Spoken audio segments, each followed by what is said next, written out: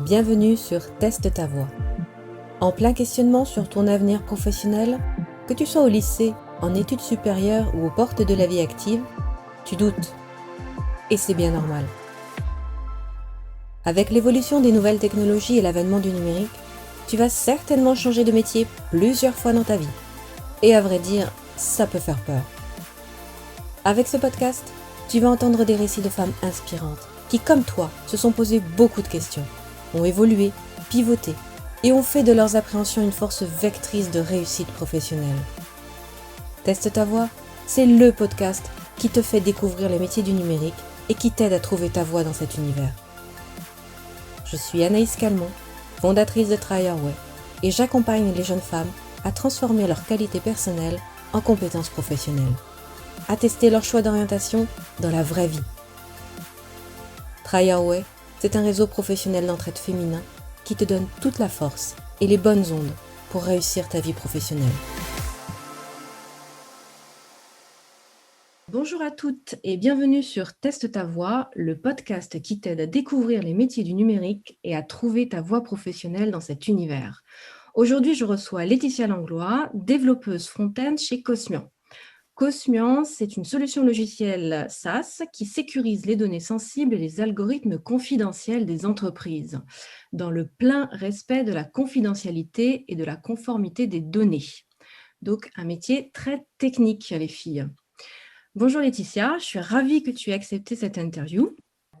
Salut Anaïs, merci à toi pour ton invitation. Tu fais partie des tech women qui bossent dans un univers très technique et pour comprendre ce qui t'a amené à devenir développeuse, j'aimerais bien partir de la genèse. Alors, à savoir un peu ton parcours, tes questionnements, ton cheminement, pour aider toutes celles qui nous écoutent à identifier les petits moments, les déclics qui t'ont amené à faire le métier que tu fais aujourd'hui. Donc, tu peux rester très factuel sans forcément rentrer dans les détails de ta vie perso, mais plus sous forme de transmission vraiment pour les nouvelles générations de filles. Ok, donc je m'appelle Laetitia, donc je suis aujourd'hui développeuse d'applications. Avant ça, j'ai une longue carrière en tant que graphiste et web designer. Et puis en 2019-2020, j'ai décidé de me reconvertir complètement dans le développement. Donc j'ai suivi une formation en ligne pendant 6 mois et ensuite un bootcamp qui est une formation intensive accélérée en développement qui dure à peu près 3 mois. Et après ça, j'ai trouvé très vite du boulot. Donc je suis aujourd'hui développeuse front-end chez Cosmian. C'est une start-up qui bosse dans la cryptographie avancée. Et du coup, pour justement partir de la genèse, est-ce que tu savais ce que tu voulais faire plus tard quand tu étais au lycée? Quand j'étais au lycée, alors j'ai une formation initiale qui est un peu particulière qui est très technique parce que j'ai fait un bac puis un BTS STL. Donc je faisais de la chimie, de génie des matériaux. OK. Je me projetais pas du tout dans le monde professionnel. J'ai adoré le lycée, c'était une expérience, hyper sympa, mais je me projetais pas, en fait, dans le monde professionnel vraiment, je voulais vraiment profiter pleinement des années, lycée et BTS. OK. Ah, mais je me voyais pas non plus, même si j'aimais ça, faire des études très, très longues, faire une école d'ingé ou et cetera. D'accord. Paradoxalement, je me voyais vite rentrer dans le milieu professionnel. D'accord. Et tu visualisais un petit peu, les métiers? Oui et non. En fait, j'ai su, à la fin de mes études, donc en génie des matériaux, j'ai su que je voulais pas faire ça. D'accord. Donc je suis quand même allée au bout de mon BTS, mais en parallèle de mes années lycée, j'ai un ami, qui m'a montré comment on programmait des sites web. Donc il m'a montré vraiment les langages, la base, HTML, CSS, un peu de JavaScript, un peu de PHP, et il m'a appris à monter un site web. Et en fait, j'ai adoré ça. Je m'en suis prise de passion et j'ai développé ça, pendant mes années lycée en allant, sur, tu dois connaître, Alza Création, le site du zéro, on a tous appris là-dessus La base. et j'ai appris ouais, la base et j'ai appris là-dessus et en fait, en sortant de BTS, je savais enfin, pendant mes années de BTS, je savais que c'était là-dedans que je voulais aller et pas en génie des matériaux. Qu'est-ce qui t'intéressait vraiment le plus là-dedans? Ouais, c'était vraiment le côté hyper, hyper créatif. C'est-à-dire qu'on partait de rien, vraiment d'une page blanche et il y avait tout un univers à créer, tout un design déjà à créer et ensuite de ce design qu'on avait imaginé, soit sur papier, soit sur Photoshop et ben, il fallait le coder et je trouvais ça assez magique, qu'en juste en ligne de code, on arrivait à faire des sites web, de fou, quoi. La magie du code, ouais, je trouvais ça hyper magique, j'adorais ça. C'est cool. Et Mmh. plus personnellement, est-ce que dans ta famille, on te mettait un peu la pression ou est-ce qu'on te ou au contraire, est-ce qu'on te laissait, gérer toute seule ton avenir professionnel? On me laissait pas toute seule gérer.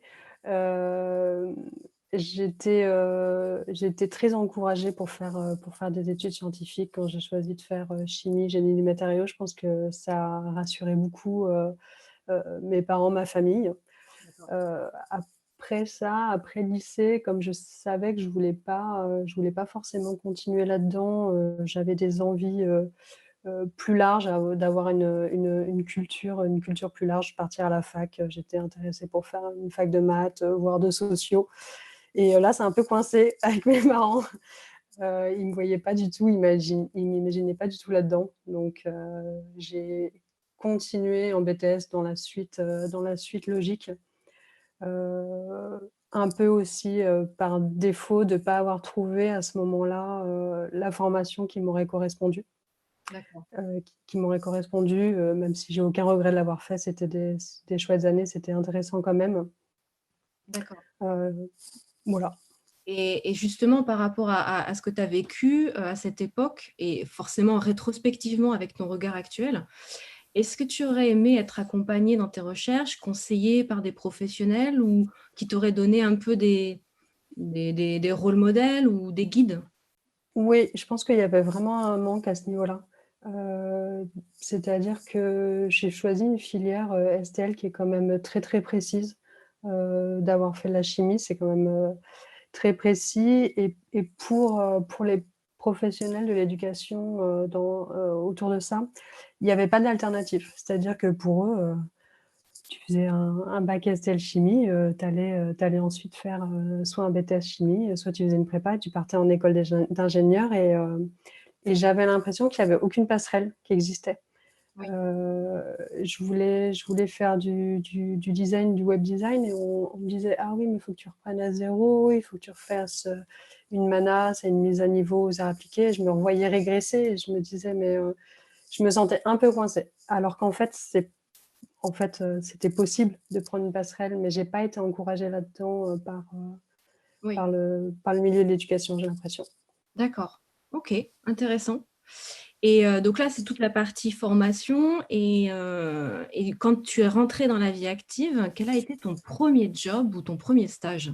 Alors, du coup, après, ce BTS en génie des matériaux, j'ai refait un BTS, du coup, en communication visuelle. Donc, c'était vraiment, du design, du web design, et ce BTS, je l'ai fait en alternance, et donc j'ai trouvé une entreprise où je travaillais je devais travailler 3 semaines, ouais, 3 semaines en entreprise et je faisais une semaine à l'école. D'accord, Et donc, je travaillais pour une petite agence de design, spécialisée dans le luxe, et eux, ils faisaient très peu de web à l'époque et donc je suis arrivée à ce poste où je faisais du web, je faisais des sites, je faisais des animations, des bannières de pub et cetera, heu, voilà, c'était mon boulot dans ce job donc un poste hyper intéressant pour un premier job, c'était super. comment tu te sentais à l'époque? Tu l'as vécu comment tes premiers stages, tes 1 expériences? C'était pas facile. Les 1 semaines, j'étais un peu perdue. En fait, j'avais pas forcément de tuteur, au-dessus de moi, ou j'avais pas quelqu'un qui était dédié, avec qui je pouvais poser, mes questions et j'étais, très, très autonome et peut-être un peu trop autonome.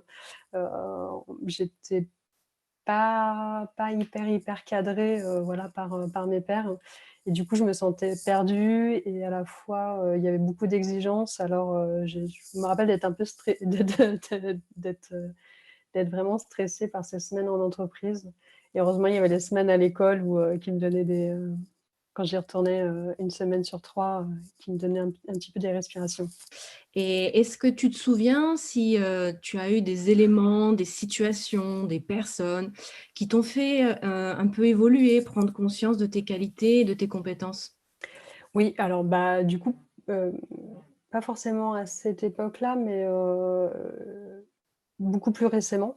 Donc parce que, là récemment, comme je t'avais dit, j'ai fait un peu un pivot dans ma carrière où je suis passée du web design au développement et quand j'en ai parlé autour de moi, quand j'ai parlé de mon envie de reconversion, et de mes et j'avais des projets de faire des applications mobiles et cetera. J'ai eu plein de propositions de mentorat, un peu de manière informelle et j'ai eu beaucoup de personnes qui m'ont proposé de l'aide en fait, soit techniquement pour m'aider, dans l'apprentissage des langages, pour me montrer, comment on pouvait, mettre en ligne une application sur un store, il y a, mmh il y a vraiment dans le développement, j'ai découvert un milieu où, il y avait une passion de la transmission, et une réelle envie des gens, en fait, de partager leurs connaissances et ça existait pas, tu dois le savoir, en design, ça n'existe pas ou alors je suis mal tombée, mais j'ai l'impression que c'est vraiment propre au développement. Ouais, alors je suis assez d'accord avec toi sur ton analyse. Après je pense on est des vieilles de la vieille quoi, comme on dit. Ouais, On a je pense qu'on a connu nous le design à une époque où c'était chacun pour sa gueule, malheureusement. mais complètement. Et j'ai l'impression et j'espère, hein, que les nouvelles générations sont beaucoup plus dans la transmission, dans l'entraide et dans le partage que, Mmh. nous, on a pu le connaître à nos débuts et tant Mmh. mieux et tant mieux. Mais tant mieux, ouais, si c'est générationnel et pas juste, lié au métier, tant Ouais, mieux. je pense que Ça bouge alors, ça ouais, je bouge dans le bon sens. ouais, ouais, tout à fait. Et justement parce que nous, on est dans une optique de transmission, est-ce que toi, tu as des tips, des petits conseils à donner aux jeunes femmes qui nous écoutent, les petits pièges à éviter quand on fait ses premiers pas en entreprise? Bah, je dirais, déjà, mmh, dès l'entretien, vous pouvez demander à votre futur employeur, comment vous allez être encadré. Est-ce qu'il y aura une personne qui sera, dédiée à votre, tutorat? Combien il aura de temps à vous accorder pour le tutorat? Ou est-ce qu'au contraire, c'est un peu freestyle et puis, on ne sait pas, on verra? Parce que je pense que c'est un piège. On peut vite, dans ces métiers de développement ou de numérique, être un peu, dépassé par toutes les connaissances qu'il faut avoir, toute cette culture, ce langage d'entreprise, qui est un peu particulier et cetera et si on n'a pas un référent, on peut se retrouver perdu et dans un cas extrême, être un peu dégoûté du métier. Ce qui m'est pas arrivé, mais je pense que si on n'a pas trop confiance en soi, ça peut être un peu compliqué. Donc voilà, demandez à votre futur employeur: «Est-ce que j'aurai un tuteur? Comment ça va se passer avec lui? Est-ce qu'on peut cadrer tout ça?» et cetera. Ouais, Ça, c'est mon ouais, échanger au ça, max. c'est mon 1er gros conseil. Mon deuxième conseil, c'est, de pas avoir peur de dire: «Je sais pas, je comprends pas, je n'y arrive pas». Heu, Demander de l'aide, c'est comme ça que vous allez progresser. Parce que comme on vient de dire, voilà, il y a plein de gens, qui adorent transmettre, et montrer, comment ça marche. Donc, vous trouverez, toujours des réponses positives là-dessus. Et j'ai peut-être un dernier conseil, c'est, bah, soyez créatifs. C'est dans le sens où, bah, testez des trucs. Si vous avez du temps, même si vous savez pas, même des développeurs, seniors, il y a plein de choses qu'ils savent pas faire et on va sur internet, on demande à Google, on demande des exemples, on suit des tutos et ça arrive tout au long d'un carrière de développeur et pas que aux débutants. Donc tester des choses et puis si ça marche pas, là, vous irez voir vos pairs et demander, «Je ne sais pas pourquoi ça marche pas», mais je dirais que 3 fois sur 4, on teste et finalement on est hyper surpris, genre: «Ah mais en fait, j'ai réussi toute seule, ça marche». Et maintenant un peu pour finir toute cette partie expérience, retour d'expérience, hem, comment tu décrirais les qualités, les compétences que tu as acquises tout au long de tes différentes expériences? Alors je m'explique. En fait, l'objectif de ce podcast, c'est vraiment de faire prendre conscience aux jeunes femmes qu'elles ont toutes de nombreuses qualités, qu'elles considèrent, comme faisant partie de leur vie perso, mais qu'il suffit juste de voir les choses sous un angle un peu plus professionnel, que ces qualités, elles se transforment très, très facilement en compétences professionnelles. C'est le fameux équilibre, hard skills, soft skills. Donc le hard skill, c'est les compétences, techniques qu'on acquiert, dans notre métier et les soft skills, c'est nos compétences, à nous, qui on est en fait, notre personnalité. Heu, je dirais que ma qualité à moi, c'est, d'être hyper curieuse, et d'aimer tester. Ça doit être mon côté chimiste, qui reprend le dessus, j'aime bien faire des tests et du coup, c'est une qualité, en fait, d'être curieux et de pas avoir peur de tester, et la curiosité, c'est aussi avoir, une compréhension, macro des choses qui m'entourent et du milieu dans lequel je travaille. Mmh. Même s'il est pas possible de tout maîtriser, j'ai une compréhension globale des choses et ensuite je vais choisir ce qui me plaît le plus et ce qui me plaît le plus, je vais en faire une expertise. Je connais mes points forts et je vais vraiment aller à fond là-dedans et mes faiblesses, je les connais, je les dis. Je vais peut-être moins y aller, mais j'aurai quand même une culture autour, pardon, dans tous les petits métiers qui sont autour du mien. Moi, je suis développeuse front, je suis pas DevOps ou je suis pas dev back, c'est peut-être un peu technique je ne Ouais, sais mais pas si t'inquiète tu as pas. besoin que j'explique? On Pardon? reviendra sur d'autres, podcasts, d'autres épisodes sur OK, justement le côté, très pragmatique, en quoi ça consiste. Donc t'inquiète pas. OK. Ouais. Bon, c'est juste pour dire que voilà, moi je suis spécialisée sur un métier, le front, c'est vraiment ce qui est visuel et j'ai choisi de pas me spécialiser sur d'autres métiers, mais j'ai une compréhension quand même, de ces métiers-là et je peux discuter avec un autre développeur et je comprends aussi ses problématiques, ce qui fait que, bah, on arrive à bosser, à travailler ensemble et d'avoir une bonne compréhension, l'un de l'autre, voilà, sans se bloquer. Bien sûr. Oui, puis après c'est aussi une forme de respect, quand on travaille en équipe, de connaître à minima ce que font les autres pour pouvoir travailler ensemble, hein. Exactement, exactement. Ouais, ouais. Oui, Et puis ne pas être perdu quand ils font des demandes et cetera. ouais, Il faut comprendre leur langage aussi. c'est ça.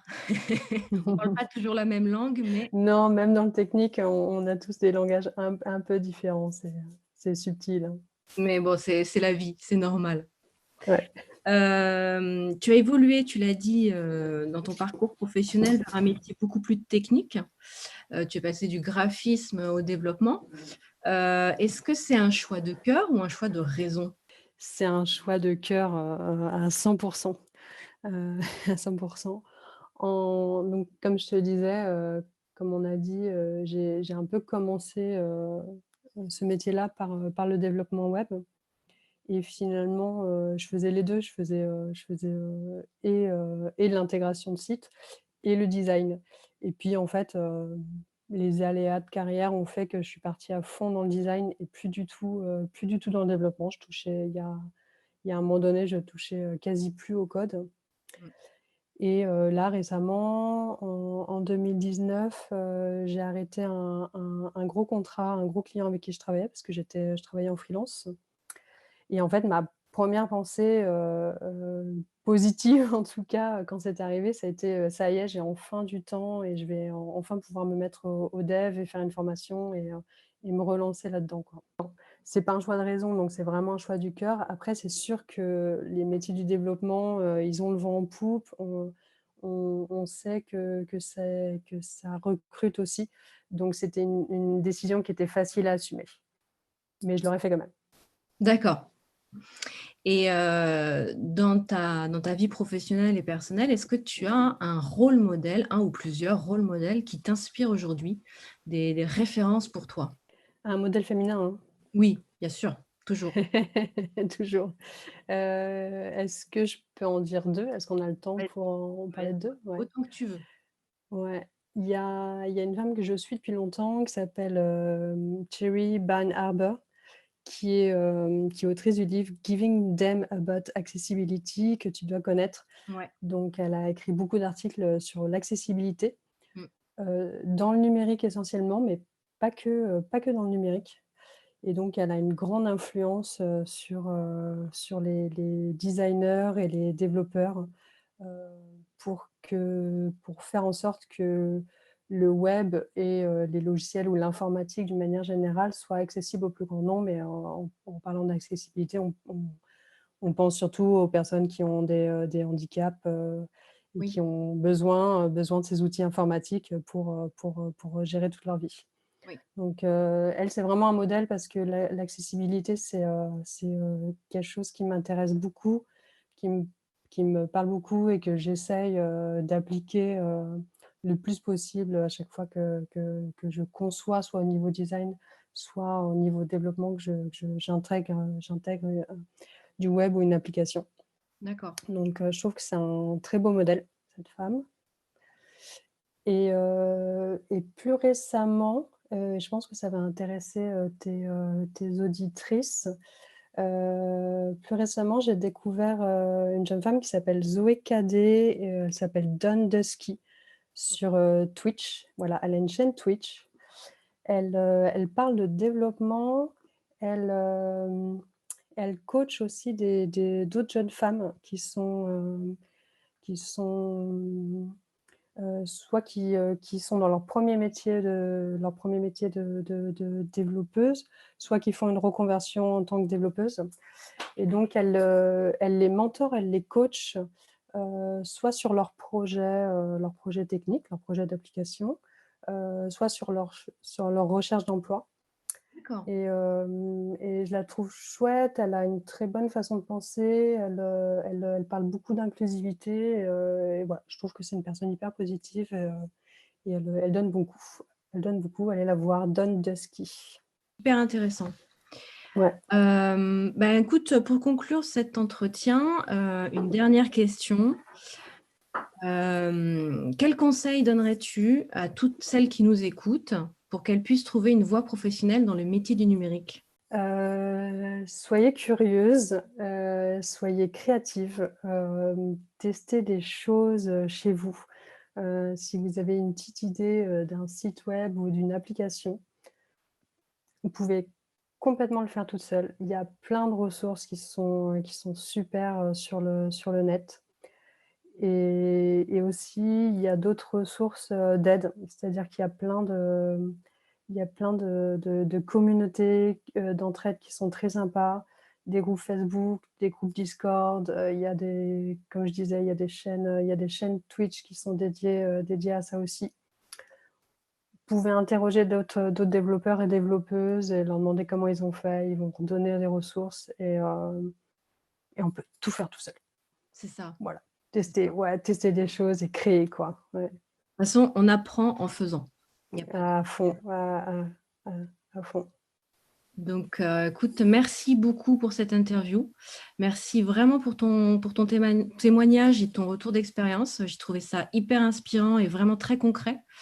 J'espère qu'on aura réussi à susciter des vocations chez les femmes parce que oui, on manque cruellement de femmes dans la tech. Et mon but, c'est que toutes les prochaines générations de femmes s'emparent du numérique et se fassent une place dans cet univers. Donc, allez les filles, on peut le faire. C'est possible. Voilà, merci beaucoup Laetitia. Merci Anaïs, merci pour ton accueil.